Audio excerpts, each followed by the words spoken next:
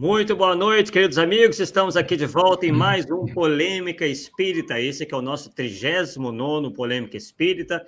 Uma alegria estarmos aqui novamente compartilhando desse momento tão especial toda quarta-feira às 8 da noite. Bem, hoje estou aqui acompanhado, como sempre, do nosso parceiro Paulo Neto, que está sempre conosco aqui no Polêmica Espírita e trazendo um convidado que vocês já conhecem, a sua segunda participação aqui no programa, que é o Marco Milani. Boa noite, Paulo Neto, e boa noite, Marco Milani.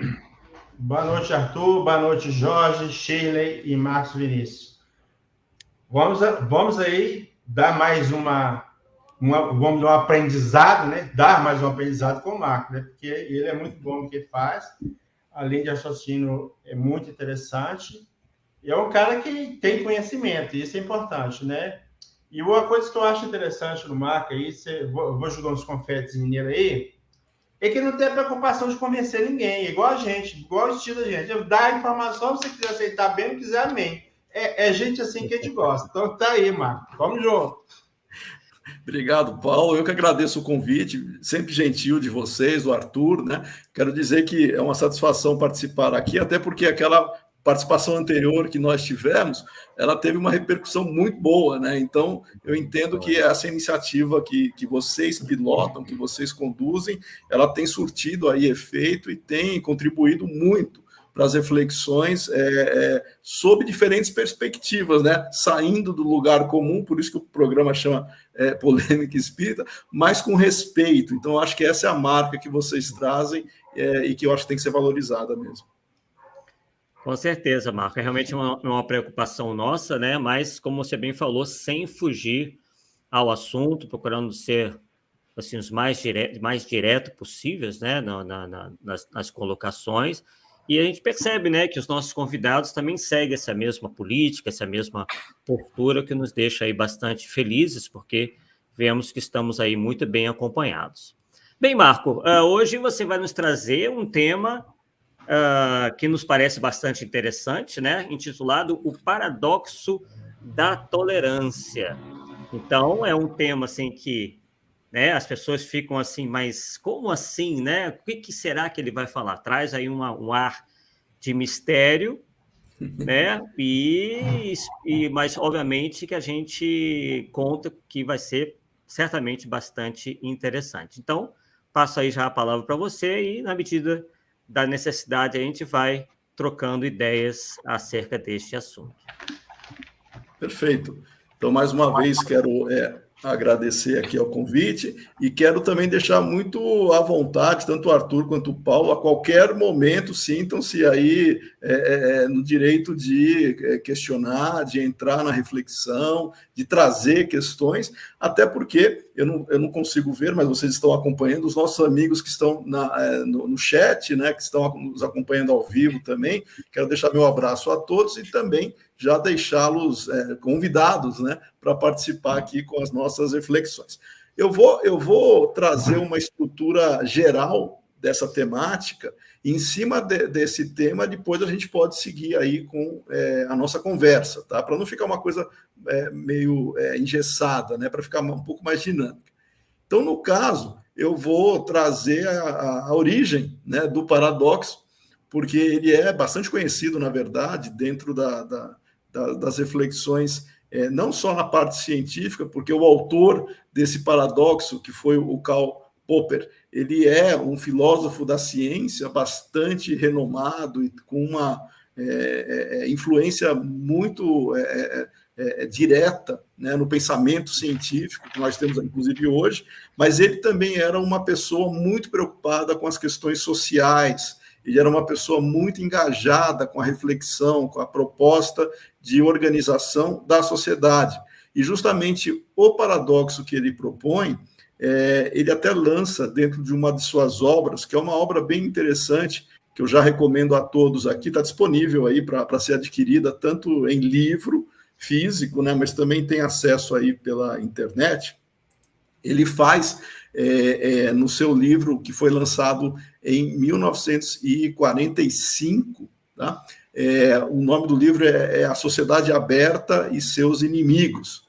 Toda vez que eu vejo esse livro, eu lembro, inclusive, do livro que eu vou comentar aqui, mas que é muito interessante, que foi escrito também pelo Arthur, pelo Lucas Berlanza e pelo Eric Pacheco, que também tem a ver com essa temática, só que voltado aí para o espiritismo, né? Em vez de tratar da sociedade aberta, vai falar do espiritismo, né? Dentro da sua proposta de realidade enquanto filosofia perante seus inimigos e desafios contemporâneos, né? Eu vou comentar sobre isso porque tem muita coisa a ver com o que nós vamos trabalhar hoje. Então, o Popper, ele faz uma reflexão nessa obra da Sociedade Aberta, que ele publicou, dizendo o seguinte: nós enfrentamos, numa sociedade democrática, uma relação paradoxal sobre o tema tolerância. Então, o paradoxo da tolerância é o seguinte: numa sociedade democrática, você tem que ter tolerância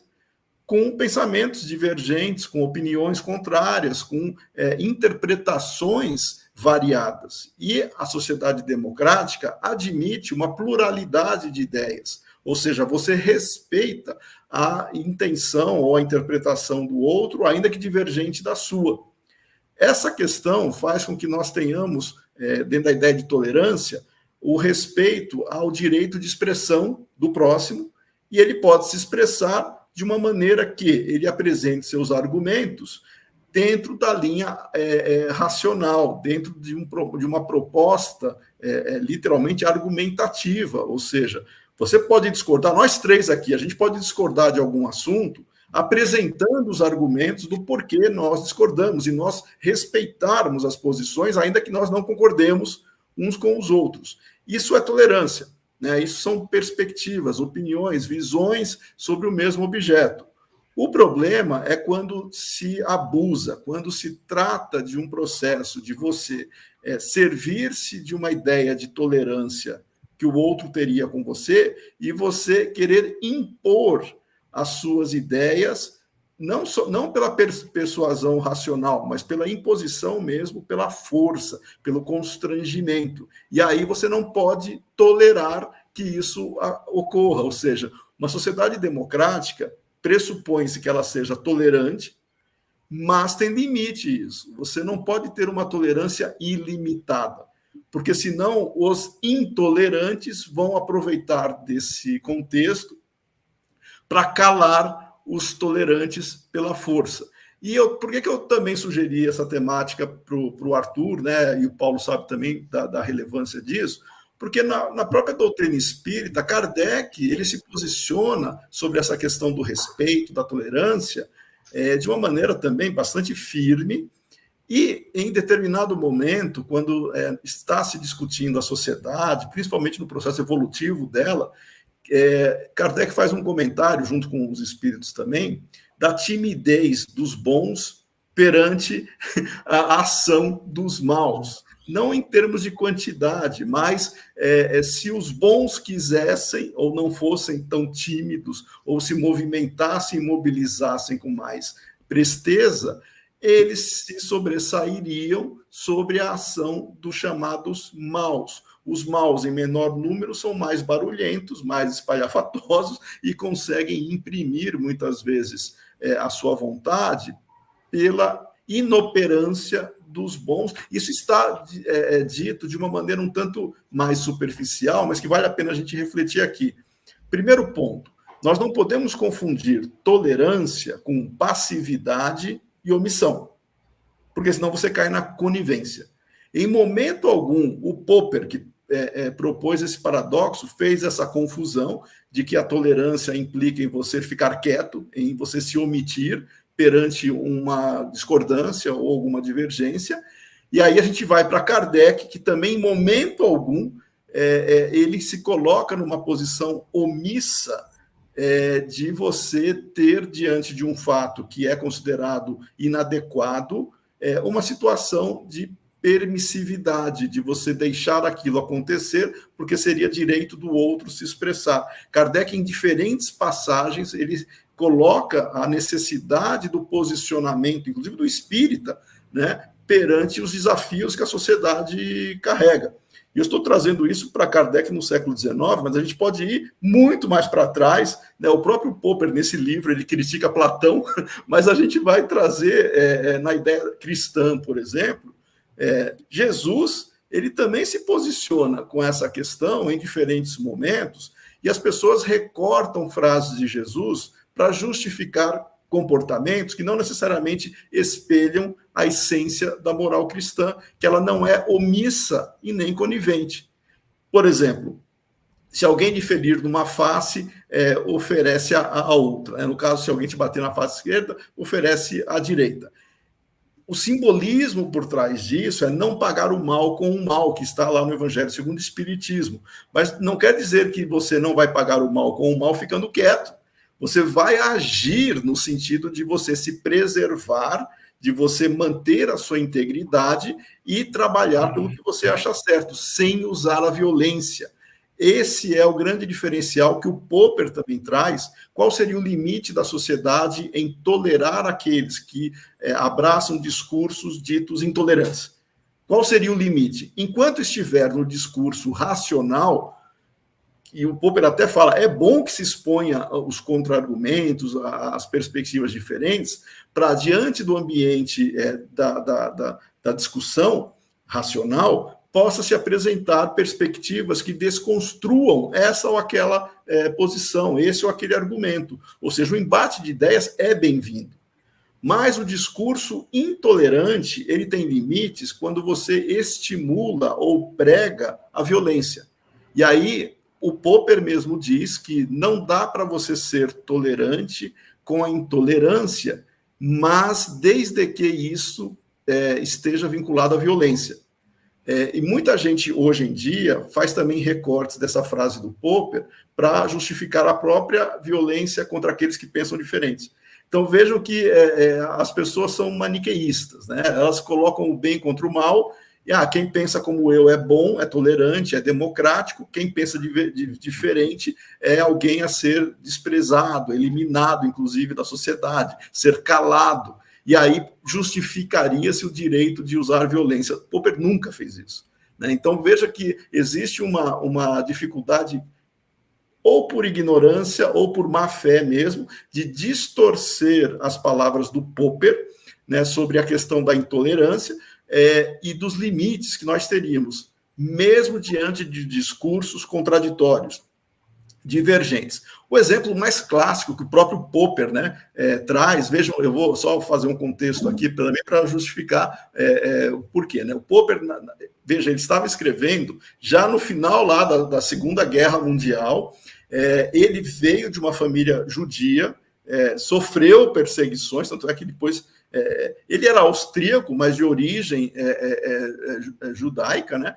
A família dele, apesar dos pais terem se convertido para o protestantismo, não é isso que as perseguições nazistas da época estavam interessadas, estavam dizendo na origem das famílias. E aí depois ele vai para a Inglaterra, né? Mas o Popper, dentro desse contexto, ele faz uma crítica muito pesada aos regimes totalitários da época. Por exemplo, o nacional-socialismo, que é o nazismo, né? O nazismo encurtou o nome do partido, é nacional-socialismo. Então, ele faz uma crítica ao nacional-socialismo, que é completamente totalitário e intolerante por definição, e ao comunismo, que também é totalitário e intolerante por definição, né? Porque você, para pregar uma sociedade igualitária pela força, eliminando ou calando quem não concorde, você está agindo com violência também. Então, ele coloca o nacionalsocialismo, ou nazismo, e o comunismo como exemplos de discursos intolerantes que devem ser rechaçados. Eles não deveriam ser promovidos ou incentivados. Porque, racionalmente, se você coloca lá os seus pontos, os seus argumentos, mas o outro lado não consegue dialogar, e ele usa, nas palavras que o Popper usa nesse livro, muito interessante, você usa argumentos e o outro lado usa punhos e pistolas. Né? Então, veja que esse desnível faz com que tenha que se colocar fora do ambiente legal o discurso intolerante que estimule a violência. Então, essa é a preocupação que nós deveríamos ter no ambiente dito respeitoso. E o próprio Kardec, aqui eu vou trazer um exemplo, veja que interessante. Kardec, ele zelava pela unidade doutrinária. Ele sempre colocou como proposta, como elemento central do futuro, inclusive, do espiritismo, o respeito, né, mas dentro da sua dinâmica, a manutenção de uma unidade doutrinária, onde a razão prevalecesse e os pontos divergentes fossem suprimidos, né, pelo diálogo, pelo respeito, pela maneira das pessoas, no caso pela maioria, em direcionar interpretações. Na Revista Espírita de junho de 1865, vejam que interessante, o Espiritismo sempre foi atacado, desde a sua origem, né, desde quando Kardec publicou o Livro dos Espíritos, ele incomodou muita gente, porque as ideias que já estavam ali, as tradicionais, né, tanto no aspecto religioso, no aspecto filosófico, e inclusive no aspecto científico, porque Kardec traz a credibilidade do método para fazer a sua justificativa, para legitimar o ensino dos espíritos e validar o fenômeno espírita, né? Então ele incomodou praticamente todos os segmentos já da sociedade que estavam estabelecidos. O religioso, com a ideia, trazendo a moral cristã, sendo reinterpretada pelo espiritismo, o filosófico, porque a doutrina espírita nasce como uma filosofia espiritualista com consequências morais e responde às principais questões que também faziam com que outras linhas filosóficas se debruçassem em respostas, que é quem somos, de onde viemos e para onde iremos. O Espiritismo responde, e obviamente você apresentar isso para outras linhas filosóficas, claro que eles vão ficar incomodados se eles não participarem aí da reflexão em termos de realidade espiritual. E na parte científica também. Então, vários adversários e detratores, né, naquela época, e permanece até hoje. E aí, em junho de 65, ele escreve um texto bem interessante, que até há pouco tempo eu escrevi um artigo em cima desse mesmo texto, ele chama de Nova Tática dos Adversários do Espiritismo. Eu publiquei recentemente na revista Dirigente Espírita, da USE, né, na União das Sociedades Espíritas de São Paulo, é a revista que é o órgão oficial, né, de divulgação da USE.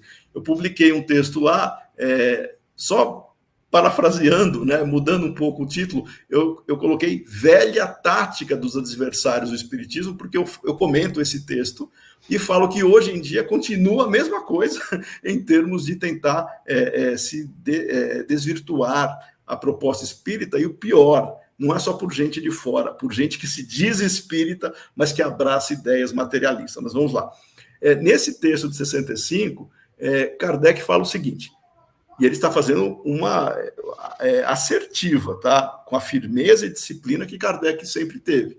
Ele diz o seguinte, pois, um dever, ele está usando a palavra dever, não é opção não, é dever de todos os espíritas devotados e sinceros repudiar e desaprovar abertamente, ou seja, não é falar no cantinho do ouvido, é falar abertamente, em seu nome, ou seja, em nome do Espiritismo, os abusos de todo gênero que pudessem comprometer a doutrina espírita, a integridade, a seriedade da doutrina espírita, a fim de não lhes assumir a responsabilidade.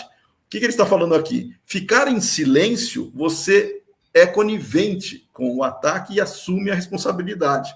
E aí ele continua, pactuar com os abusos seria acumpliciar-se com eles e fornecer armas aos adversários. É o exemplo maior que Kardec fala aqui, do que Popper disse quase um século depois, né, dizendo o seguinte, diante de uma inverdade, diante de uma injustiça, nós, por uma questão de respeito e tolerância, não precisamos ficar quietos, ou não devemos ficar quietos, nós podemos atuar, mas, aí sim, com fraternidade. Esse é o ponto central que faz com que muita gente, ainda imbuída desse espírito rancoroso, né, dessas ideias que vêm de um passado revolucionário, você tem que destruir o inimigo, essa ideia, de novo, maniqueísta do bem contra o mal, de usar força e violência, justificado por ideologias que acreditam que você construir uma sociedade ideal, você tem o direito de calar quem não compactua com isso. Esse tipo de pensamento persevera até hoje. E Kardec já estava dizendo que isso era uma tática dos adversários do espiritismo, para tentar ridicularizá-lo, desacreditá-lo, minar os seus princípios teóricos, inclusive. E aí, vejam que interessante, colocando aqui na nossa conversa, tá? No próprio Evangelho segundo o Espiritismo, se a gente for ver uma mensagem de São Luís, que a mensagem é de 1860, está lá no capítulo 10, no item 21 do Evangelho segundo o Espiritismo.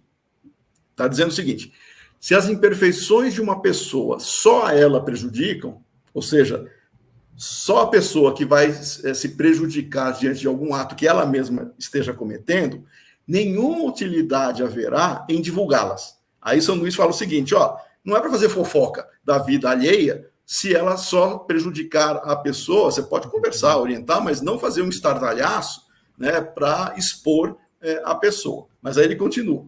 Se, porém, podem acarretar prejuízo a terceiros, deve-se atender de preferência aos interesses de maior número. E aqui é bem uma visão utilitarista, né? Se vai prejudicar mais pessoas, isso tem que ser colocado à mostra. E aí, São Luís termina dizendo o seguinte: segundo as circunstâncias, desmascarar a hipocrisia e a mentira pode constituir um dever. Vejam de novo a palavra dever. Pois mais vale cair um homem do que virem muitos a ser suas vítimas. E, em tal caso, deve-se pesar a soma das vantagens e dos inconvenientes. Isso aqui que o São Luís fala é igualzinho o Stuart Mill trabalhava, né, numa questão utilitarista. Bom, enfim, mas essa é uma outra proposta de você entender o que é melhor para o conjunto, para o todo. Tá? Então, essa ideia do dever que nós temos está de acordo com a nossa linha hoje de tolerância. Nós devemos respeitar, amar o próximo, entender o seu direito e liberdade de expressão, porque qualquer regime democrático baseia-se na liberdade de expressão.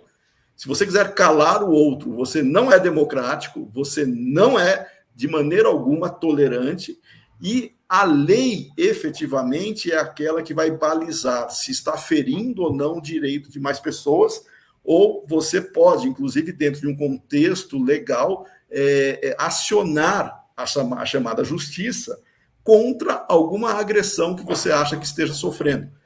Essa relação da justiça mediando conflitos é fundamental para entender o Popper no paradoxo da tolerância. Resumidamente, nós devemos ser tolerantes sem ser omissos, sem ser passivos, porque senão nós também somos coniventes com aquilo que pode prejudicar no futuro a própria sociedade. E é o que o São Luís disse. Se discursos totalitários, né, como no caso do nacionalsocialismo, que o Popper destacou, junto com o comunismo, que são totalitários, você preservar o direito de expressão de pessoas que acreditam nisso, ok. O problema é quando estas pessoas, diante da possibilidade de fazer e impor a sua vontade perante outros, aí você já entra naquilo que o Popper disse, que os intolerantes tomarão conta dos tolerantes, ou vão ter a soberania sobre os tolerantes, se não houver limites nesse sentido. Então, é muito tênue esse processo de nós colocarmos isso, e aí a gente traz de novo para o Espiritismo, quando a gente volta para aquele discurso dos bons e dos maus. É muito fácil cada um se intitular bom, e aí aquele que discorda, você julga e classifica como mal, logo é ele que tem que ser, dentro dos limites de tolerância, classificado como aquele que tem que ter cuidado e, dentro do possível, a lei ou calar, né, entre aspas, camuflando o direito de preservação da própria sociedade. Tem uma falácia argumentativa, né, que é da falsa dicotomia. O que significa isso? Você apresenta, diante de um discurso, somente 2 pontos, o certo e o errado. Não tem nada no meio, tá? Só tem 2 maneiras de ver algum assunto, um e outro.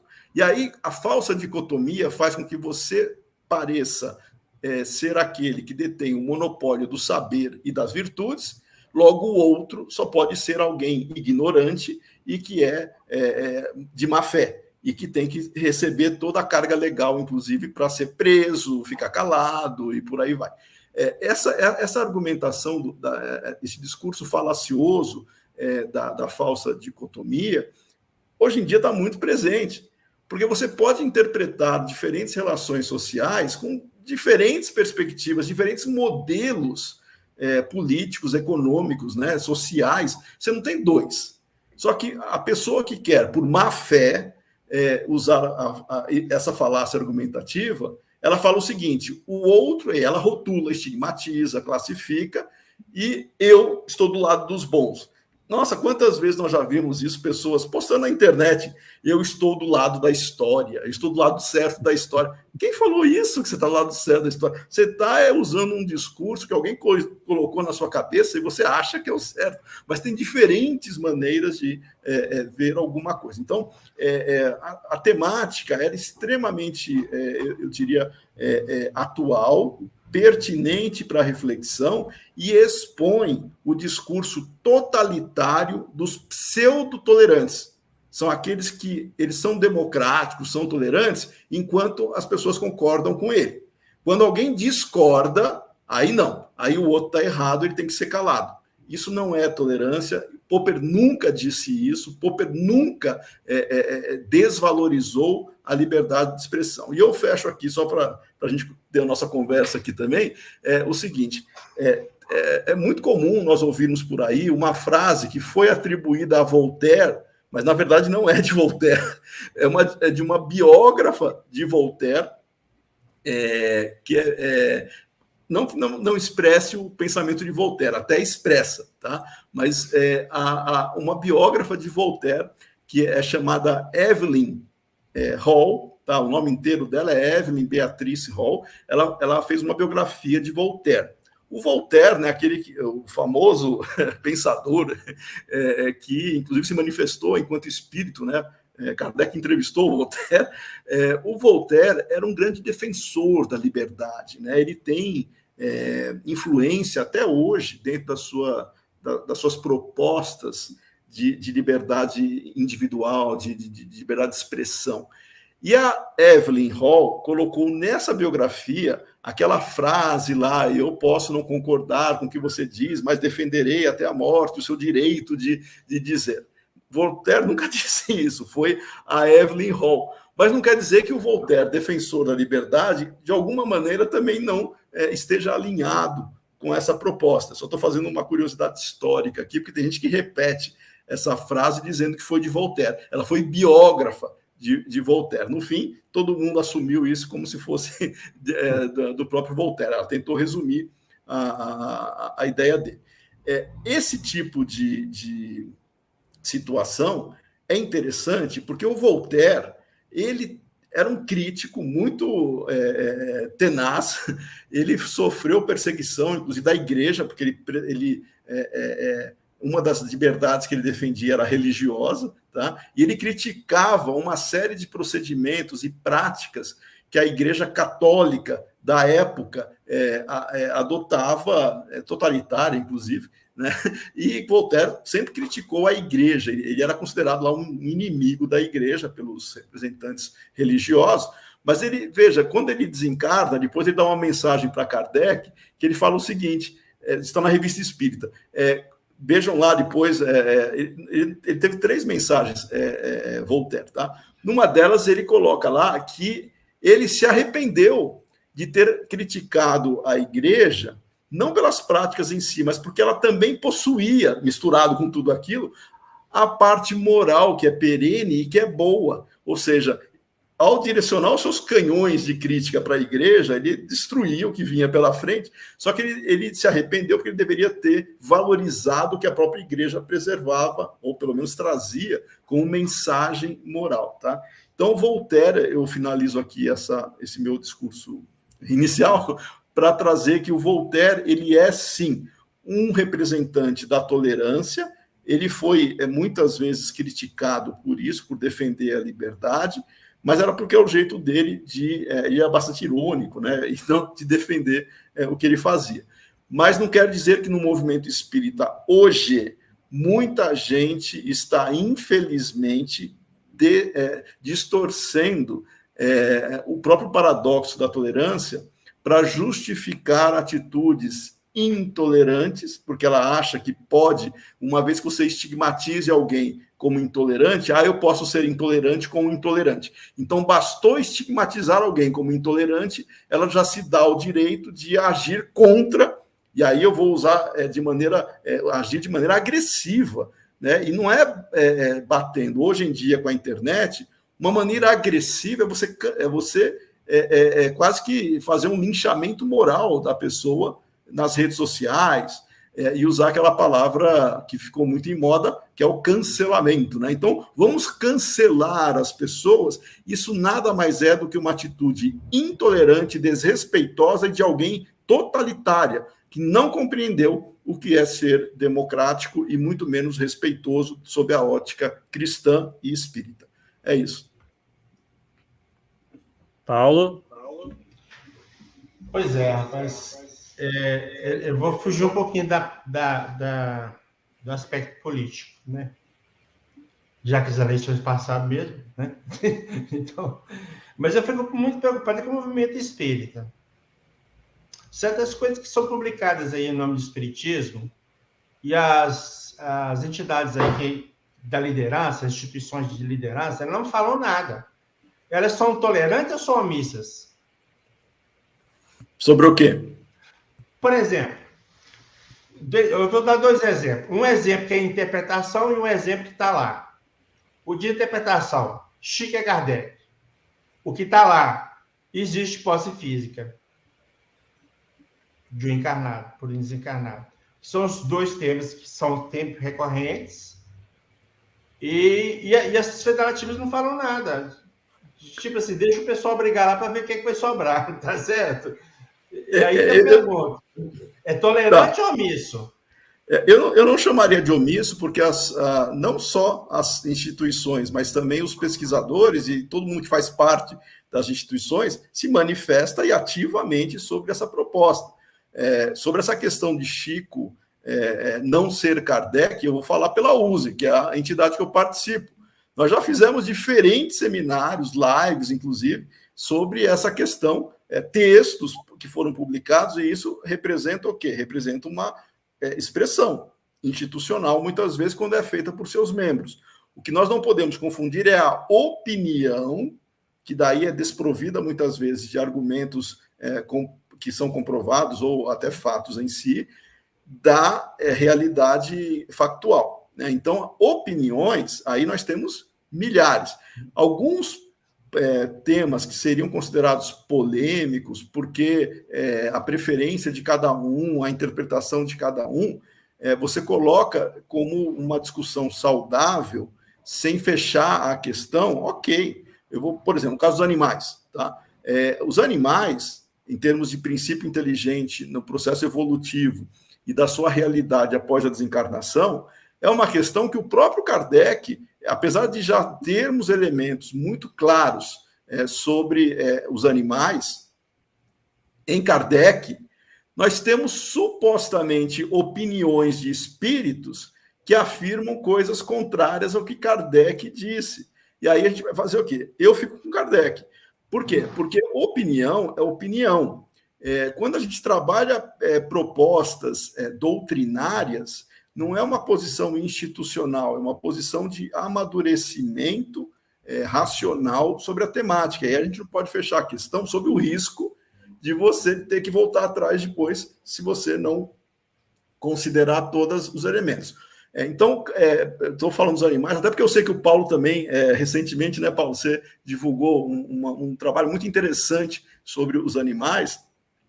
Nós temos a perspectiva doutrinária espírita lastreada em Kardec, nós temos opiniões de espíritos que não seguiram o método racional de Kardec, nem validação pela universalidade, e nós temos outras linhas filosóficas, outras questões. Por exemplo, os animais mesmo, o espiritismo não adota a ideia, né, de metempsicose, que seria você reencarnar em corpos de animais. Isso seria uma regressão, você retroagir em termos evolutivos. O espiritismo, ele fundamenta, nós não aceitamos isso, porque os espíritos validaram, não um espírito, não opinião, mas vários espíritos, né? Nós não regredimos espiritualmente, então nós não aceitamos a metempsicose. Entretanto, ela faz parte da filosofia, inclusive muitas delas orientais, que ainda hoje, né, abraçam o conceito que elas consideram legítimo de metempsicose. Não é porque nós temos opiniões divergentes que nós não respeitamos essa visão de outras linhas, de outras filosofias. Mas não quer dizer que nós concordemos, né? Essa é a ideia da tolerância. No caso de Chico e Kardec, eu tenho amigos meus que, numa perspectiva particular, eu vejo a opinião deles, ele acha que Chico pode ter sido Kardec. Na verdade, alguns até acham que tem certeza. Por outro lado, a maioria de outros meus amigos, inclusive eu não penso assim. Inclusive o Paulo e o Arthur, eu sei que não, porque já foi acho que até tema, né, daqui do Polêmica. E o Paulo apresentou muito bem os argumentos. Eu não encontro nenhum tipo de identidade que se poderia vincular, né, em termos de comportamento e outros aspectos para falar que Chico é Kardec. Não tem evidência para fazer isso. Isso é uma questão metodológica, que é um dos problemas do movimento espírita. Não é do espiritismo, é do movimento espírita, que não se serve de método seguro, racional, para legitimar as informações e fica baseado na crendice, de opinião. O espírito disse isso, então eu acredito. Isso não é a fé raciocinada que Kardec traz. Então o problema não é as instituições se posicionarem. O problema é você ter método para você validar ou não algum argumento. No caso do espiritismo, não precisa validar mais do que já está apresentado alguns aspectos, enquanto outros nós temos que aprofundar, não está fechado. Por isso que o espiritismo é dinâmico. Então, qualquer tema, nós estamos discutindo, e eu diria que não precisa ter uma nota oficial para falar que estamos nos manifestando. As próprias pessoas discutindo já é uma manifestação nesse sentido. O grande ponto de divergência que possa existir em termos de tolerância é a omissão. É a omissão. E aí eu vou resgatar de novo aquele livro que eu comentei do Arthur, do Lucas e do Eric, que eu tive a honra de ser convidado para fazer o prefácio, aonde neste livro os três, com muita sobriedade e ponderação, eles fazem com que argumentos antigos, místicos até do passado, que permanecem até hoje, sejam elencados e falar, isso aqui não tem sentido, porque não tem a fundamentação. O próprio Arthur, ele tem aí vários trabalhos, né, não só nesse livro, em outros também, né, de misticismos que aparecem por aí e permanecem pela crendice igrejeira, né, de adeptos. Mas isso não é do espiritismo, é dessas pessoas, né? E nessa outra obra do espiritismo perante os inimigos, os seus inimigos e desafios contemporâneos, tem um ponto também muito delicado que eu vejo como uma das grandes ameaças em termos de harmonia hoje, que é a infiltração político-ideológica materialista dentro do movimento espírita, que as pessoas querem camuflar e relativizar a moral para abraçar essas ideologias, contrariamente a Kardec. Nesse aspecto, isso é uma agressão, isso é uma violência contra os princípios espíritas, uma vez que eles estão ali já estabelecidos e cabe aos espíritas se posicionarem. Essa resposta que o Arthur, o Eric e o Lucas ofereceram é simplesmente o direito de expressão para combater, como Kardec disse, é dever dos espíritas expor quando prejudicar mais gente. E, por incrível que pareça, tem pessoas que se auto-intitulam espíritas E, contrariamente ao que está nos princípios espíritas de valorização da vida, do nascituro, quando a mãe não correr risco de morrer, as pessoas relativizam essa proposta e, não, eu quero defender a mãe, então não tem problema assassinar o feto. Vejam que isso é uma contradição absurda. É uma infiltração político-ideológica materialista, tá, que despreza, ignora o ser reencarnante, simplesmente para abraçar pautas, agendas políticas mesmo, partidárias existentes. Então, eu estou dando exemplo para falar da questão da intolerância e tolerância. Quando alguém vem com um discurso desse, obviamente a resposta, como o Popper fez, ela é racional. Ela tem que ser em argumentos, desconstruindo o argumento do outro. Tanto é que eu mesmo publiquei um texto, um artigo, dizendo isso, sobre essa infiltração das ideias materialistas com relação ao aborto. Eu pego 3 justificativas que essas pessoas que se embasam na ideia materialista usam, e falam, isso aqui não tem fundamento espírita, ao contrário, contradiz os princípios espíritas. Primeiro, de que a mulher é dona do próprio corpo, como se o feto fosse parte integrante, fosse uma extensão do corpo e não houvesse um espírito independente ali presente, né? Ou seja, ignora-se a realidade espiritual para ficar-se somente na parte genética.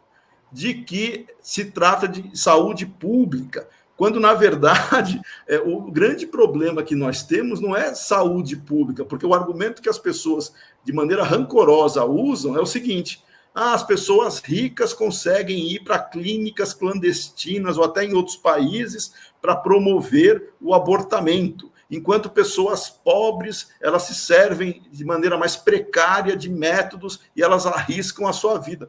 Não é esse o argumento espírita. O argumento espírita é que o ser reencarnante, ele está ali e é o mais vulnerável de todos. E você assassinar esse ser, você está tirando a oportunidade reencarnatória do seu processo evolutivo, e você vai contra. No Livro dos Espíritos, a palavra é crime. A gente vai usar essa palavra no seu sentido contextual. Não é para julgar ou culpar a mulher que, dentro das suas pressões e no seu contexto, cometeu algo assim.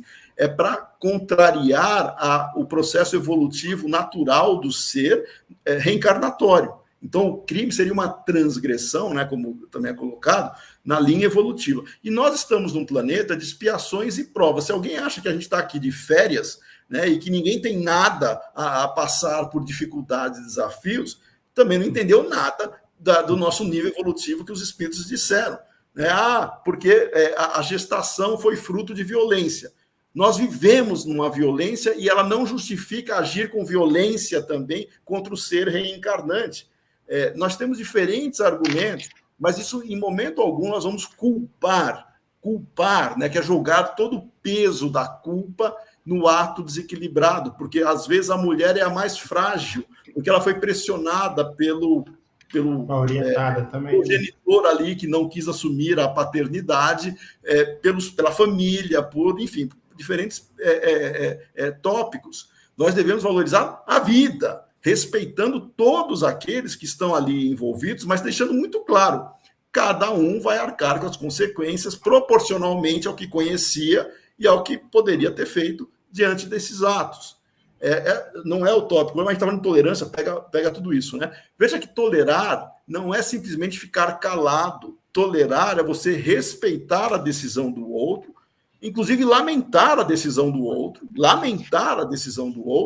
mas agir conforme a própria consciência, sem violência. O que diferencia a tolerância é o não uso da violência, e quando eu falo violência, não é só violência física, ela é verbal, ela é psicológica, ela tem uma série de nuances que se podem fazer dentro da linha de ação que nós adotamos, culturalmente falando, que nós vamos classificar como algo fraterno, respeitoso e ponderado, e você se manifesta. É a mesma coisa quando você não concorda com alguém e você fala, olha, respeitosamente eu discordo. Pronto, você não precisa ofender o outro. Você se coloca sem querer, e aí é outra falácia, que é o ad hominem, né? Não é o outro, é a ideia que nós estamos criticando. Eu tenho amigos que, dentro do que a gente está falando, eu gosto muito deles, a gente discorda de alguns tópicos, sejam eles amigos espíritas e não espíritas, sejam eles doutrinários ou não doutrinários, e nós temos uma liberdade muito boa para colocar a sua perspectiva sem desrespeitar o outro. Ou seja, eu posso firmemente defender o que eu acredito, respeitando o direito de pensar do outro, mas não é por isso que eu vou ficar concordando. Essa ideia de separar ideias da pessoa também faz parte do princípio de tolerância que o Popper traz na argumentação racional, que não acontece com aquele outro que ele disse que responde com punhos e pistolas. Aí já vai para a emoção contra a pessoa e não contra as ideias. Você falando aí aborto, coincidentemente, o último livro que eu publiquei de forma impressa é Espiritismo e Aborto. Tá? E nós já fizemos até palestra aqui no Polêmica Espírita sobre o tema. Né? A posição do Espiritismo é bem clara, não tem, né? Não tem nem questão de interpretar, entendeu? Porque é tão objetivo que não tem como interpretar. Né? Então, realmente, eu fico pensando assim, como é que a pessoa abraça a causa a favor do aborto e se diz espírito? Para mim, incoerente, viu? Você quer defender o aborto? Beleza, então larga o espiritismo, porque não coaduna de jeito nenhum. Não tem jeito. Né? Não tem jeito. Lá na USE, lá tem biblioteca, o Marco Milano? A sede da USE é bem pequena, né? Porque o público da USE são os dirigentes das casas espíritas, não é o público em geral. Né? A sede da USE, que fica no bairro de Santana, em São Paulo, ela é bem pequenininha, mas como boa parte da literatura do movimento espírita, do mercado editorial espírita, boa parte dos frequentadores vão atrás de romances, né? Mas não quer dizer que a gente não tenha, obviamente, o cuidado e a preocupação de alimentar, dentro do possível, com obras, vamos dizer assim, para estudo, né? Para reflexão. Se vocês quiserem um exemplar, é só passar endereço, tá? Eu quero. Na verdade, será uma satisfação. A gente tem hoje a possibilidade de trazer diferentes reflexões, não só via livro, né, via textos eletrônicos e por aí vai, né?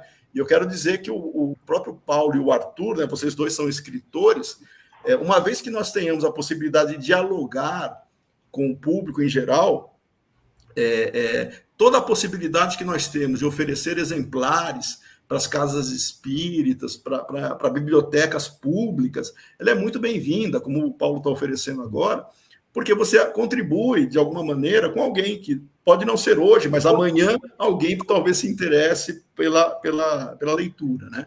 Então, eu entendo que a divulgação doutrinária ela tem que ocorrer sempre, em todos os âmbitos, seja físico, né, como eletrônico, né, ou mesmo dialogado, ela tem que ocorrer. Esse tema de hoje, né, realmente é muito palpitante. Eu já me deparo com esse comportamento, com essas ideias já faz bastante tempo, né? Porque, e ainda mais hoje, né, que nós temos aí, nós praticamente lutamos aí, né, fazemos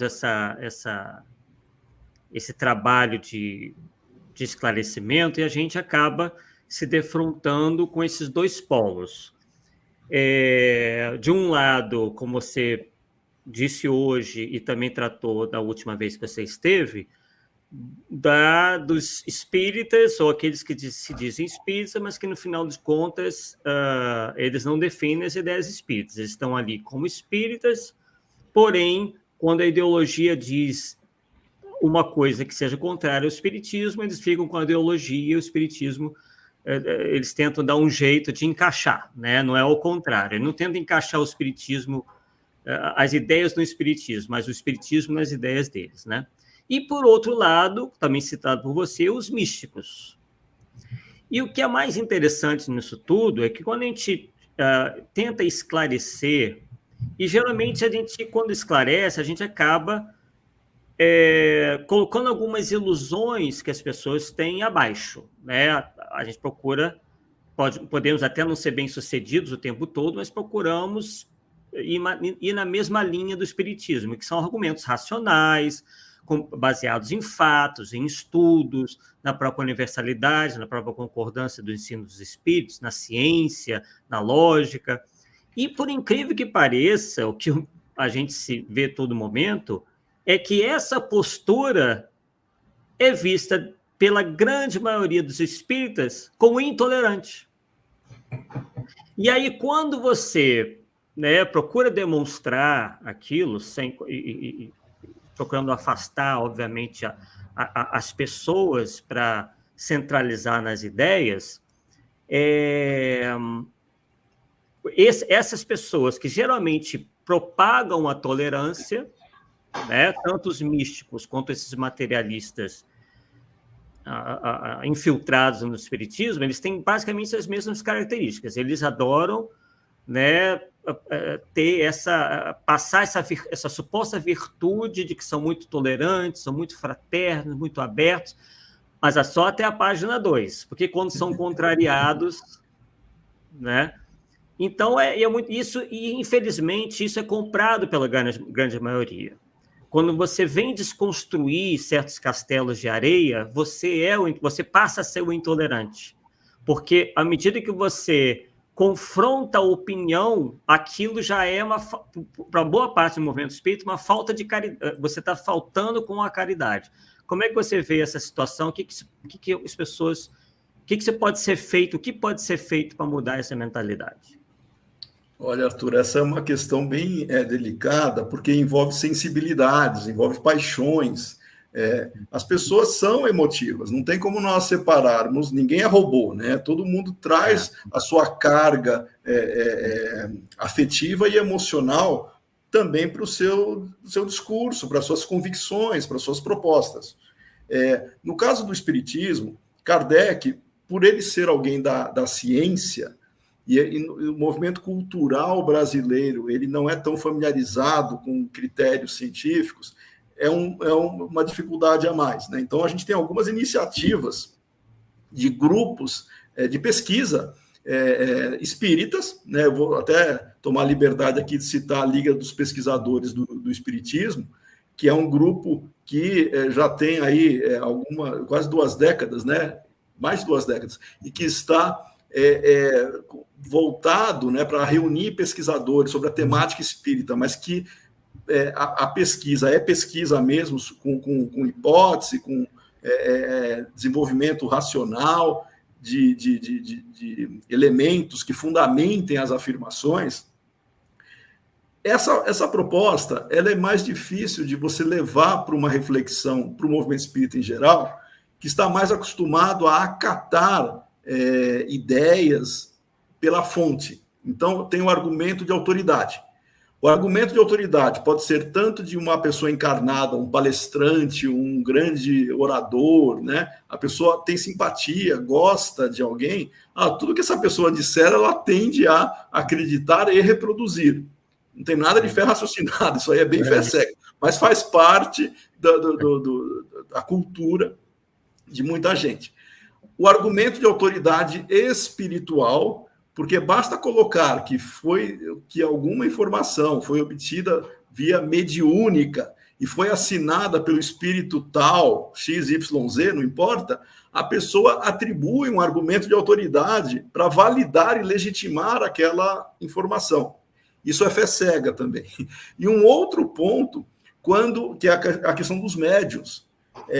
Muita gente, no Brasil em particular, claro, nós temos pessoas que nasceram numa família espírita, mas a maioria, como é o meu caso, por exemplo, eu não nasci numa família espírita, nasci num outro ambiente religioso, vamos chamar assim, né, em termos de vínculo, e posteriormente você vai tomando contato com o espiritismo e aí você abraça, porque ele responde e cada um tem a sua história. Quando a pessoa vem de outras linhas filosóficas e religiosas, ela traz junto uma bagagem de devoção. Essa devoção e de crença, ela muitas vezes transfere aquilo que ela tinha em outras filosofias e linhas, no Brasil, boa parte veio do catolicismo, né? Então, eu vou usar como exemplo, tá? Não é nenhuma crítica, é só exemplo. No catolicismo, você tem o padre, que é a pessoa mais próxima ali, que seria o intermediário da vontade, ou o tradutor da vontade divina, daquilo que nós precisamos ou não fazer. E ele tem autoridade para, inclusive, determinar para os seus fiéis, ou direcionar, ou recomendar. Hoje em dia, nem tanto, mas no passado isso era muito forte, tá? Não vou nem entrar na época que a igreja e o Estado, eles conviviam, mas é uma outra época. Outro ponto de devoção é esse vínculo com o sagrado, porque a pessoa vem achando que precisa de um intermediário para ter as suas rogativas, seus desejos, a sua comunicação com o que ela chamava lá de anjos ou de algum espírito iluminado. No Espiritismo, a gente não tem nada disso, mas ela traz a tendência de identificar alguém que pudesse ser um intermediário. E aí ela pode transferir isso, no Brasil é muito comum, para médiuns, ou seja, seriam aqueles que estariam em contato com o mundo espiritual, então eles seriam canais, ou muitas vezes pontos de contato com o sagrado. E aí transfere para o médium a responsabilidade e a devoção de orientação, que também é contra a fé raciocinada, porque o Espiritismo, como disse o José Raul Teixeira, eu já comentei isso várias vezes, eu vou reforçar aqui, ele tem uma palestra que ele fez na USE, muito boa, isso já faz um certo tempo, onde ele disse que o Espiritismo não é para quem quer, mas para quem aguenta. O que ele estava dizendo? Não basta a pessoa que eu quero ser espírita.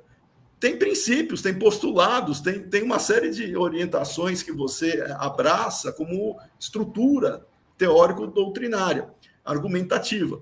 Então, no caso do Espiritismo, a gente não tem intermediários. A pessoa mesma, pelo pensamento e vontade, ela atua para a sua vida, para construir o seu futuro, e recebe o auxílio pelo nível, pela qualidade moral dos seus pensamentos. Então, se nós quisermos nos ligar a espíritos bons, pensamentos bons, vontade boa, intenções boas. Nós não precisamos acender vela, ou rezar alguma coisa, ou pedir para um intermediário fazer isso. Só que muita gente ainda condicionada pela ideia do concreto, né, do material, de ter que ver ou de ter que fazer alguma coisa para promover outra, ela precisa dessas coisas. Então, a sua questão, Arthur, ela é delicada, porque as emoções estão nesse universo cultural. Então, nós temos vários graus de maturidade doutrinária. E, no caso, essas divergências que você comentou é justamente pelos diferentes graus de maturidade doutrinária e capacidade de trazer o método racional e a linha científica para você validar informações. Se você não traz isso, vira, de novo, guerrinha de opinião, personalismo, vaidade. Kardec coloca isso lá na cisão, quando ele vai falar da cisão, né, ameaçando a unidade doutrinária, ele fala que a cisão pode ocorrer por personalismo. A pessoa quer deixar o nome dela na história. Então, ela quer inventar alguma coisa, ou se promover, ter visibilidade. Essa vaidade, que é prejudicial no sentido de você, ao invés de divulgar o que é considerado válido e legítimo, você quer pôr o nome na história, quer ser o diferente, né? Eu não tenho amarras, eu sou independente.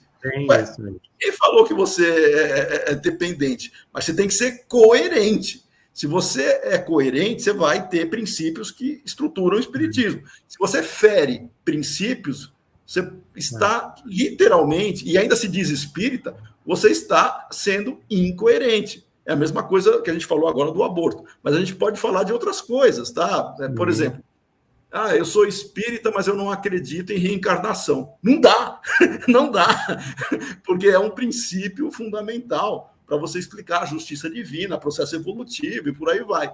Esse tipo de argumento contraditório, ele pode estar presente em várias pessoas, porque as pessoas são assim. O problema é você fazer o que o Popper, no Paradoxo da Tolerância, colocava. apresente-se argumento. Vamos colocar os argumentos. E na hora de apresentar argumento, aí não vai. Quem não tem isso como procedimento, porque o Arthur disse isso, porque o Paulo disse isso. Se eles disseram, é verdade. Ou porque o Marco disse aquilo, então é errado. Veja que a pessoa personaliza como fonte de verdade e não os fatos, né? A pessoa. E é isso também que prejudica e entra a emoção. Várias coisas. O próprio Chico, né, que foi comentado aqui, a gente fez uma live pela USE, que é os problemas do chicomedicismo. O que é o chicomedicismo? Porque em determinada época, ainda continua, mas há alguns anos atrás, algumas pessoas que diziam ter convivido proximamente com o Chico começavam a falar assim, não, porque o Chico disse isso em segredo, e vai acontecer isso e não sei o quê. E isso desperta o misticismo nas pessoas, a crendice, aquela coisa de secreto, de informações privilegiadas. Isso é um absurdo, uma besteira total. E a gente fez uma live justamente fazendo uma crítica, que não importa a pessoa dizer que conviveu com o Chico e revela situações esdrúxulas, como se isso fosse verdade. Olhe com cuidado, olhe questionando a validade disso, né? Só que tem gente que quer usar falaciosamente o argumento de proximidade. Eu era amigo, eu convivi, então ele me disse em segredo, eu sou o porta-voz dessa revelação. E ele quer ter visibilidade ou quer ter algum tipo de destaque. Isso tem uma série de conotações, inclusive mediúnicas, porque a pessoa pode estar fascinada dentro dessa ideia. Mas, de qualquer forma, a tolerância, a gente ouve, respeita e apresenta argumentos. Mas não quer dizer que a gente vá concordar. Isso não é desrespeito, como você mesmo coloca, a pessoa fica melindrada. Você mesmo, quando vai criticar pessoas que leem lá um livro que fala sobre Atlântida, né, que foi o seu livro, tem livros famosos espíritas que, escritos por autor, ou encarnado ou desencarnado, mas é opinião dessa pessoa, que ela fala, por exemplo, que viveu ou que existiu lugares imaginários que não existem evidências disso hoje, né? No caso de Atlântida. Você vê aquilo, entende como uma figura de linguagem, mas se você leva a sério e sai por aí dizendo que existiu Atlântida sem nenhuma evidência, você comete um problema seríssimo de arranhar a própria credibilidade sua, né? Quando você afirma alguma coisa sem ter as evidências. Então, a sua obra, o seu livro, Arthur, sobre o mito, né, de Atlântida, na perspectiva científica, inclusive, você respeitosamente fala, olha, tem isso daqui, não tem evidência disso, né? O que se sabe é isso, e você apresenta os fatos, sem querer impor. A hora que a pessoa quer impor a sua crença, a sua verdade, ela desrespeita, ela é intolerante, ela não consegue conviver com pluralidade de ideias. O ponto, eu acho que mais forte do Polemic Speak em relação ao meu trabalho especificamente e o trabalho do Arthur, é óbvio que nós não deixamos de ter a nossa opinião pessoal, porque não tem como, você pesquisa, você acaba criando uma opinião, mas a nossa opinião vai estar com base em alguma coisa. Eu não vou falar que, porque eu acho. Eu não vou falar para você que eu acho. Não, eu vou te mostrar. No livro tal tem, no outro livro tal. Eu solto uma lista de livros que tem lá, entendeu? Agora, sem aquela obrigação também. Você tem que aceitar porque o Paulo falou, porque eu... Não, cada um vai no seu caminho, né? Vai no seu caminho. O nosso papel, o meu, que eu acho, é o seguinte, é fazer a pesquisa, que você sabe que pesquisar não é fácil, gasta um tempo e trabalho muito grande, e oferecer para o público. Aí cabe o público ler, falar assim, o Paulo está certo, o Paulo está errado, o argumento aqui não bateu, e pronto. E tirar dali a sua opinião, né? Agora, eu sempre deixo bem claro, e eu acho que o Arthur também da mesma forma, se alguma coisa que a gente falar não está batendo com alguma fonte que o cara conhece e nós não conhecemos, então, por favor, que nos informa. Eu não estou aqui para... Entendeu? Não somos donos da verdade, nem queremos nos comportar como tal. Se nós analisarmos a fonte que o cara passou, que a pessoa passou, chegamos à conclusão que ele está certo, por que eu vou ficar dando murro em ponto de faca? Eu vou mudar de opinião, cara. Numa boa. E eu tenho mais que agradecer as pessoas. É ter humildade, né, Paulo? Claro, quando a gente tem humildade, a gente muda. O Kardec mudou de opinião. Veja que Kardec, quando ele começou a estudar alguns assuntos, ele usou a Revista Espírita como laboratório. Ele colocou ali uma série de comunicações, de elementos que pudessem e eram para ser amadurecidos. Se aquilo fosse comprovado futuramente, aí ia parar lá nas obras ditas fundamentais. Se aquilo não fosse, ficaria, eu vou usar a palavra em inglês aqui, stand-by, né? Ficaria lá aguardando a comprovação. A Ana coloca aqui uma questão, né, Arthur? Isso. Tem a ver com o que você está acabando de falar.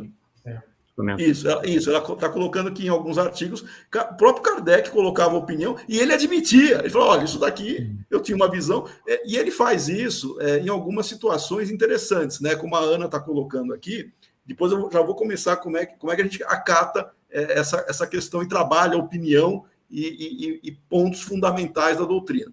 Primeira coisa, o que está nas obras ditas fundamentais, né? Eu vou falar das 5 obras, que é desde o Livro dos Espíritos, que Kardec foi atualizando, foi fazendo um processo de também construção e esclarecimento, da primeira para a segunda edição.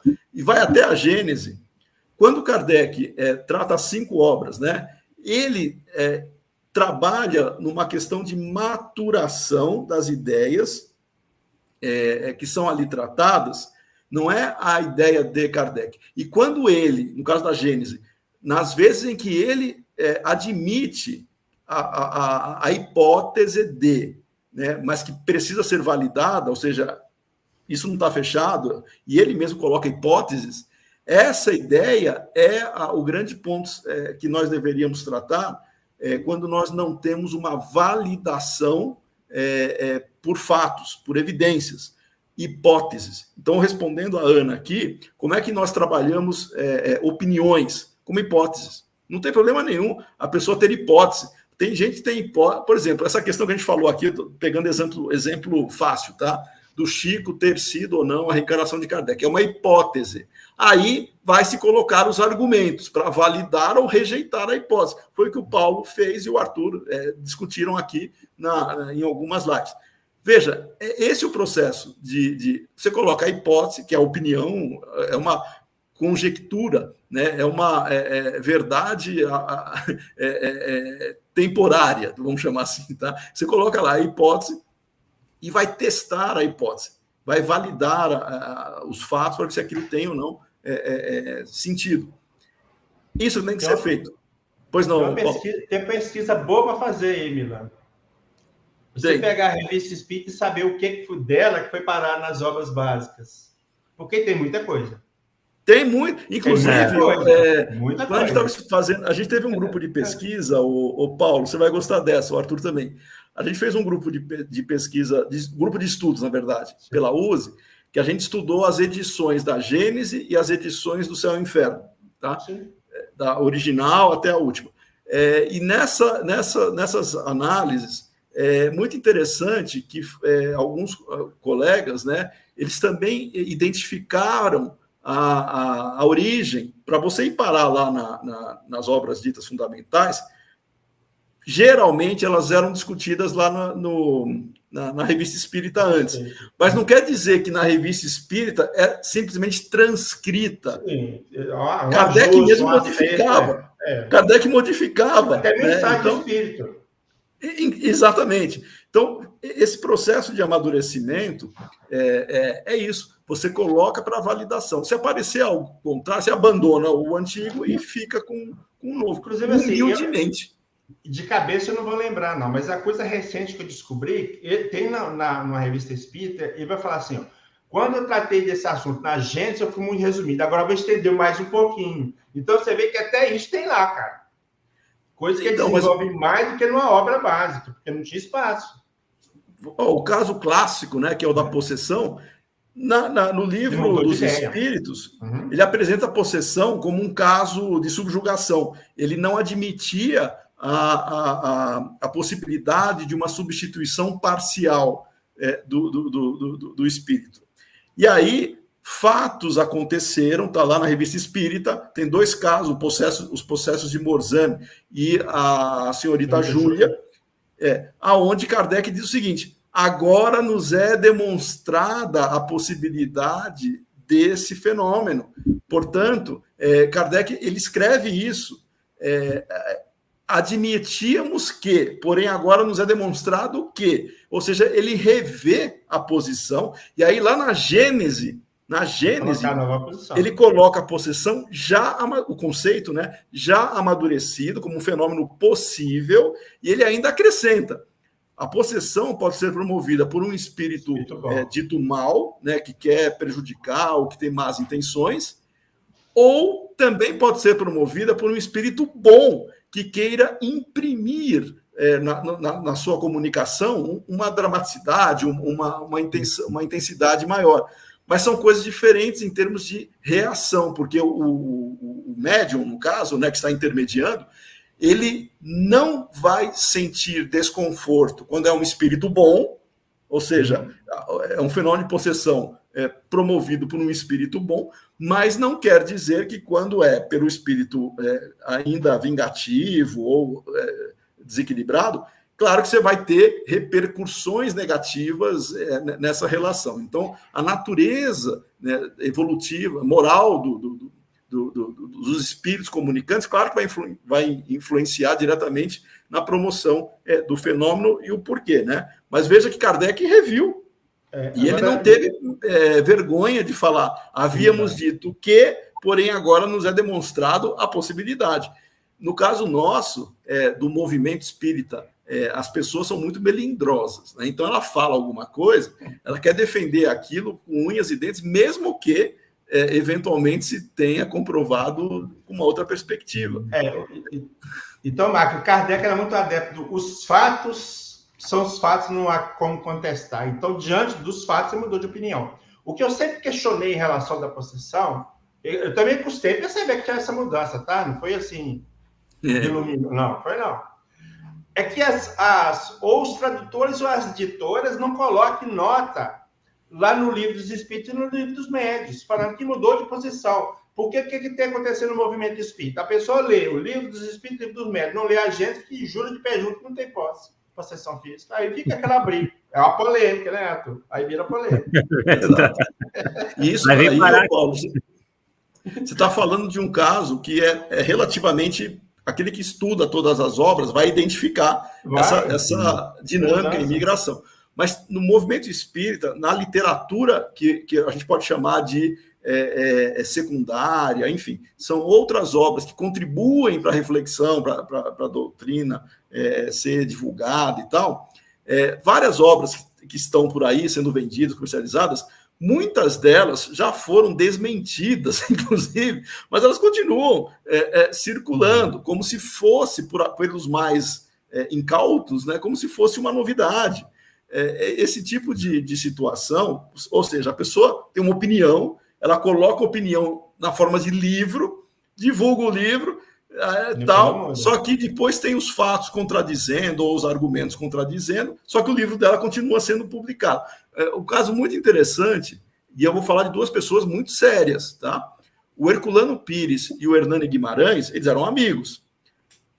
O Hernani é um pesquisador muito profícuo, né? Bem sério, bem intencionado, inclusive, espírita.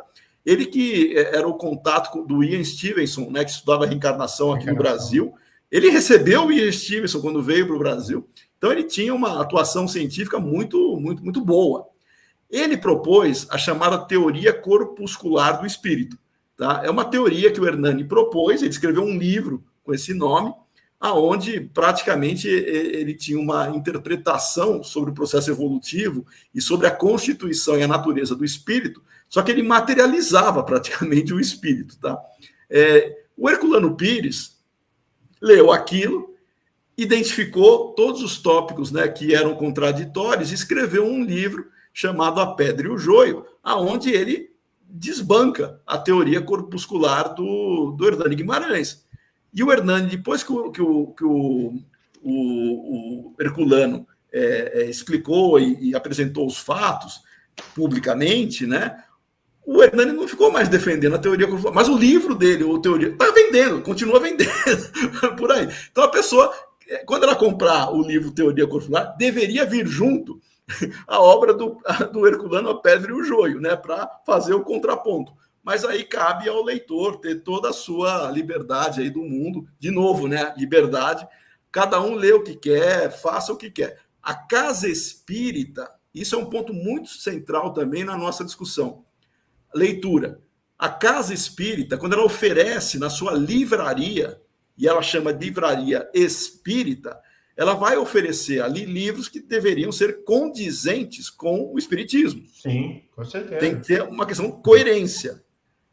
Quando alguém usa o discurso, não, a pessoa pode e deve ler de tudo. Ok.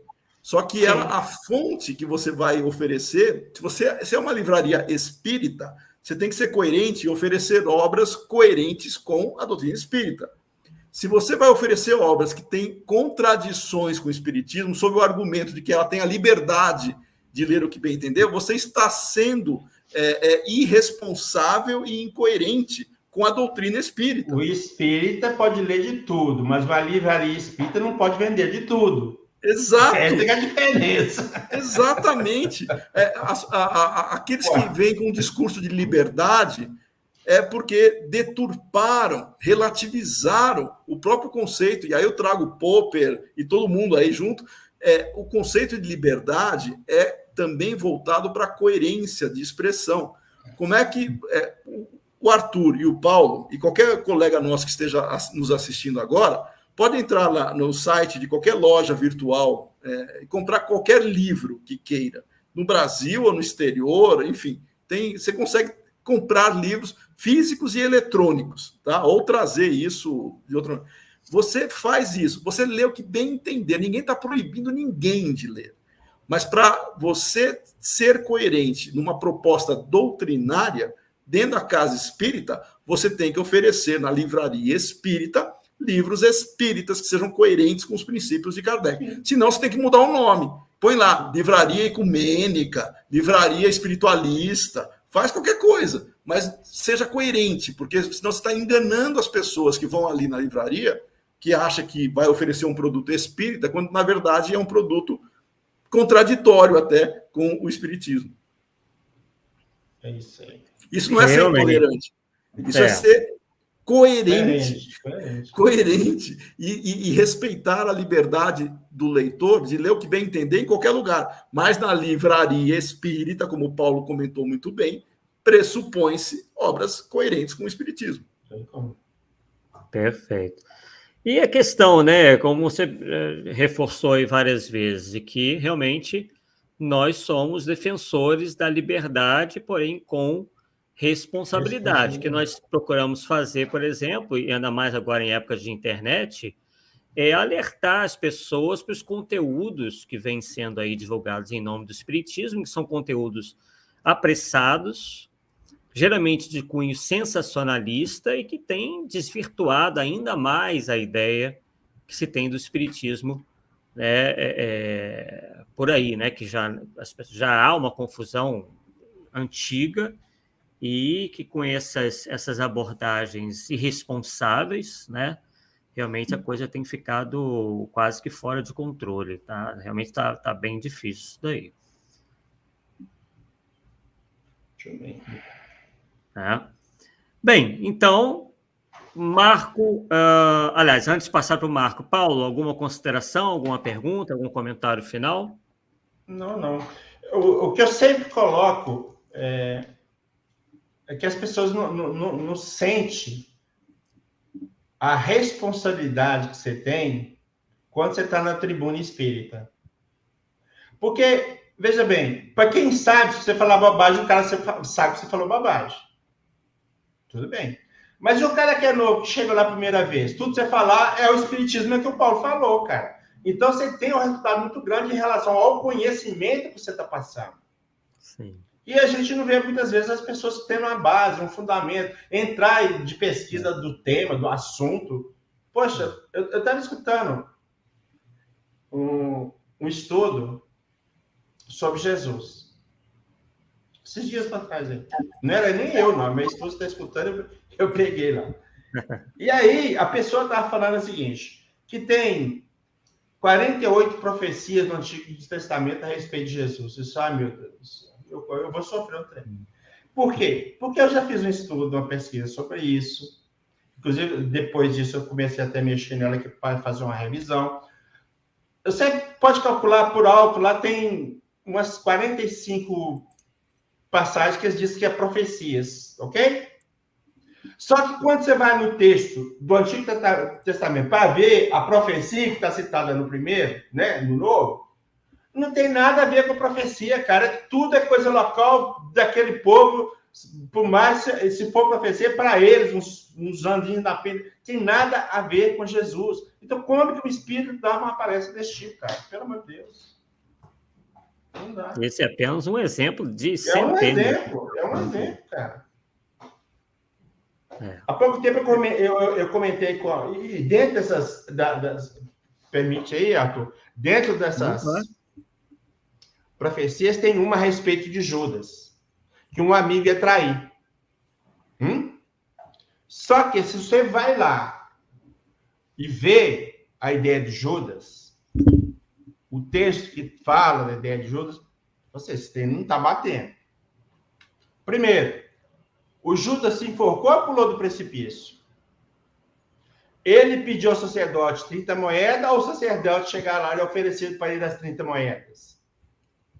E quando você vai analisar a profecia que um amigo ia trair Jesus, você cai lá numa citação do rei Davi, que um conselheiro dele chamado Aquitofel, que o traiu, e quando foi descoberto, depois se enforcou. Bateu? Aí eu falando com o cara, aí você fala, não, mas Humberto de Campos falou. Não dá, né, meu amigo? É a questão que você falou. O cara acredita mais nos espíritos do que nos fatos. Nos fatos. Os fatos estão lá, não tem como discutir. Se você pegar, eu vou dar um conselho para vocês. Vocês vão pegar o Mateus, o capítulo 28. Vocês vão ler o versículo 1 a 3, vão pular e vamos para, acho que se não me falha a memória, a partir do 15. Vamos pular de 10 a um certo ponto, pular para o 15. E aí, o que você vai ver? Você vai ver que o texto tem uma sequência normal, como se não tivesse tirado nada. Tá? Aí, quando você lê o texto normal, fala assim, aí que Jesus foi preso, foi levado a Pilatos. E aí vem o texto, a sequência. E Judas viu que Jesus tinha sido condenado, foi e enforcou. Ué, mas Jesus não tinha sido nem condenado ainda, foi só apresentado a Pilatos, cara. A condenação está lá embaixo. Tá certo? Nos versículos lá na frente. O que eles fizeram? É uma inserção no texto original de Mateus e colocaram no lugar errado. Sinto muito. Agora, passa isso para o cara. Não, mas porque Humberto de Campos encontrou com Judas, falou com Judas. Eu vou aceitar a palavra de Humberto de Campos, do Paulo não vai nada. Sinto muito. É esse que é o problema. É bem isso mesmo. Tem que estudar, meu. Tem que estudar. Bem, o Marco nos passou aqui, né, Marco? Pode até falar, se você quiser, falar um pouco sobre seu artigo no seu site, né, Educador Espírita. Isso. Esse texto que o Arthur gentilmente está disponibilizando aí, esse texto, ele explica um fenômeno comportamental bem interessante. Ele é interessante, mas não quer dizer que ele não seja preocupante, que esse efeito chamado Dunning-Kruger. Que é o Dunning-Kruger? Na verdade, é uma relação, tá? É uma relação comportamental que dois psicólogos eles formularam com o nome deles, né? É o David Dunning e o Justin Kruger, que eles estudaram as pessoas, o comportamento das pessoas e o que elas achavam conhecer sobre determinado assunto. E eles chegaram à conclusão, pelo que elas apresentavam, que quanto menos uma pessoa conhece sobre algum assunto, mais ela acha que sabe sobre esse assunto. E quanto mais a pessoa conhece, mais ela sabe os limites que ela tem e ela não se considera dominar tanto, porque ela sabe que tem outras coisas que ainda possam vir. Então, esse efeito, o Dunning-Kruger, ele é muito comum no espiritismo, porque a pessoa com pouca bagagem de leitura, né, poucas horas dedicadas ao estudo, o pouco que ela lê, ela acha que é suficiente para ela ter um domínio sobre aquele assunto ou até sobre o próprio conceito espírita, sobre o próprio espiritismo. Né? Isso é um comportamento humano. Não são pessoas com determinado perfil. Isso daí é um grupo muito grande que pode acontecer. Então, quanto menos a gente sabe, a gente não conhece a dimensão desse objeto, a gente se sente muito confortável em supor domínio sobre esse assunto. E é por isso que muita gente nas casas espíritas, com pouco tempo de leitura, mas falta trabalhador, ela é bem intencionada, ela tem boa disposição e ela se predispõe a falar, né, com as pessoas. Ela vai falar nos limites dela. O problema é ela achar que o conhecimento que ela tem seja suficiente para exprimir os conceitos doutrinários na sua plenitude. Nós podemos passar décadas estudando e a gente vai encontrar ainda elementos que vão nos deixar angustiados. Nossa, isso eu tenho que aprofundar, até porque não existe, muitas vezes, elementos que já foram maturados, tá? Faz parte das questões a serem desenvolvidas. Eu mesmo, uma das questões que sempre me deixaram curioso, né, e que me motivaram a pesquisar alguns assuntos, não só a psicometria, tá? A psicometria também, mas a questão do tempo, né? Da percepção do tempo, porque enquanto nós estamos na realidade espiritual, a percepção do tempo é completamente outra, né? Até porque o tempo está vinculado à matéria. Então, a ideia de tempo que nós temos é uma, mas o que me deixava curioso é a teoria da presciência, que está lá na Gênesis, inclusive, que é como é que é possível você vivenciar fenômenos. Isso aconteceu comigo, eu tive um sonho que eu vi determinada situação, e alguns meses depois aconteceu exatamente naquela situação, tá? E me chamou muito a atenção esse tipo de fenômeno. Eu nem era espírita ainda, tá? Mas aconteceu muito essa situação. E aí, essa questão do tempo sempre me motivou. E eu fui pesquisar a teoria da presciência, só que você tem limites para essa.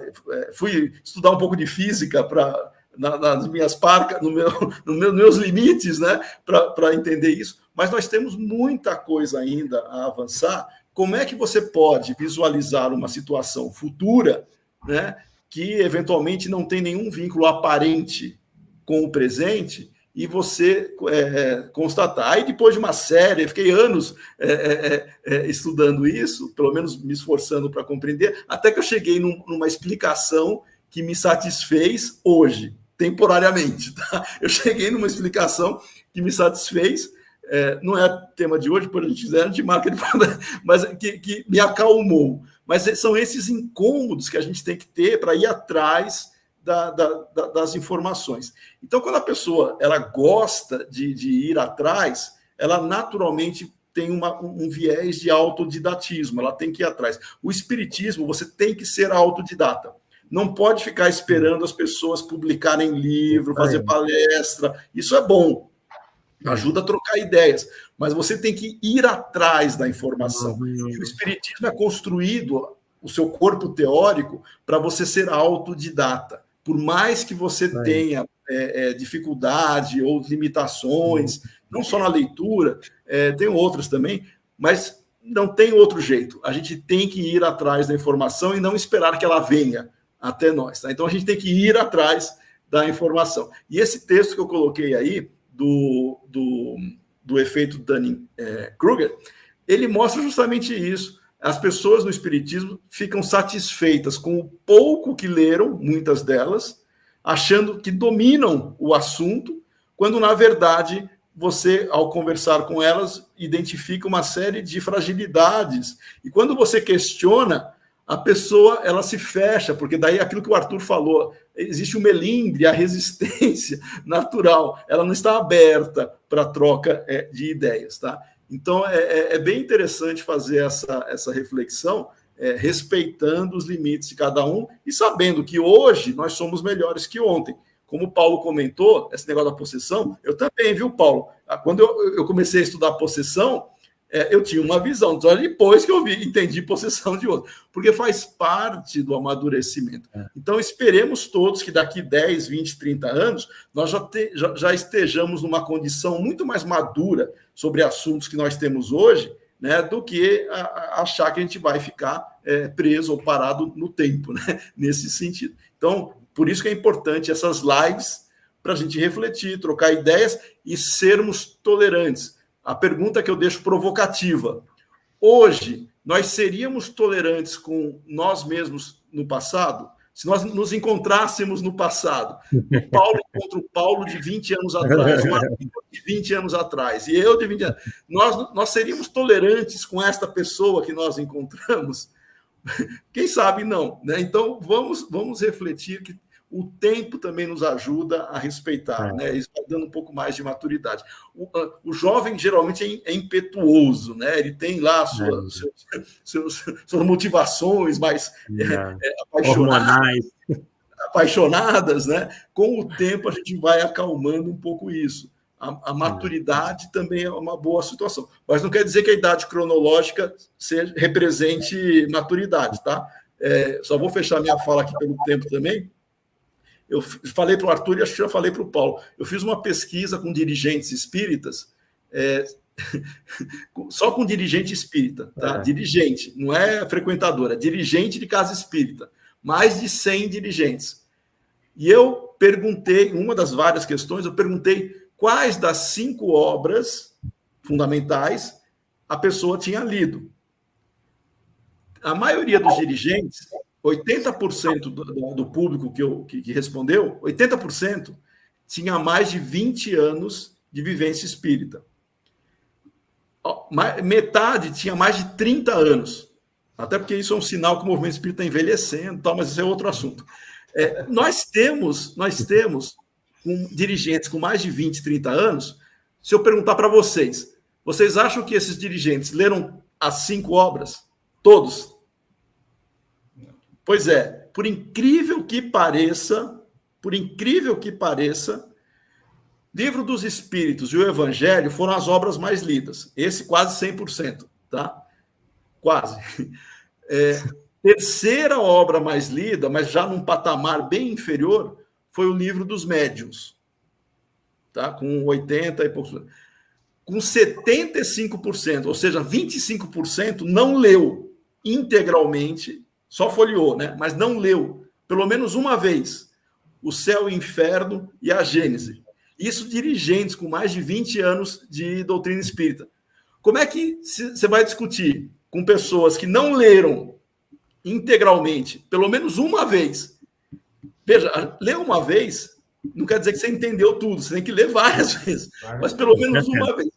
Como é que você vai discutir com alguém que afirma ter a noção espírita se ela não leu O Céu e o Inferno e a Gênese integralmente, ou entendeu, e ela baseia a sua argumentação espírita em obras secundárias? Ela leu romances, ela leu outras coisas, e ela acha que isso supre a sua necessidade de ler Kardec. Esse é um ponto também que pode gerar divergência conceitual, porque em romance tem linguagem literária, poética, tem uma série de coisas fantasiosas em romance, que você não pode tomar o pé da letra aquilo. Aquilo é opinião, no máximo aquilo é uma opinião. Você pode ter hipóteses para validar depois, muito interessante. Algumas podem ser validadas, mas não quer dizer que se algumas foram de algum autor espiritual, todas as que ele apresentou, literalmente são validadas também. É hipótese por hipótese. Esse tipo de comportamento é o que faz com que nós tenhamos, muitas vezes, comportamentos onde você vai colidir ideias, e se a pessoa, se não tiver humildade, como o Paulo destacou muito bem, e viés, né, para a fé raciocinada pelo método racional da ciência, ela vai se sentir melindrada, atacada, porque você ousou discordar de uma convicção dela. E tem uma coisa interessante, Arthur, só fechando aqui. Sim. Quando você está lendo uma obra que você já leu, vamos supor, 5 anos atrás, a sua visão, como ampliou naquele período, por conhecimento do seu mentor, você vai enxergar coisa que você está na cara e você não viu. Eu fico pé da vida por causa disso. Estava na cara e eu não vi. Não tem jeito. E você, todas as vezes que você lê a obra, você vê alguma coisa. Então, não tem nem como falar assim, eu vou descansar de ler livro espírita. Não tem como fazer isso. Não tem como. Você entendeu?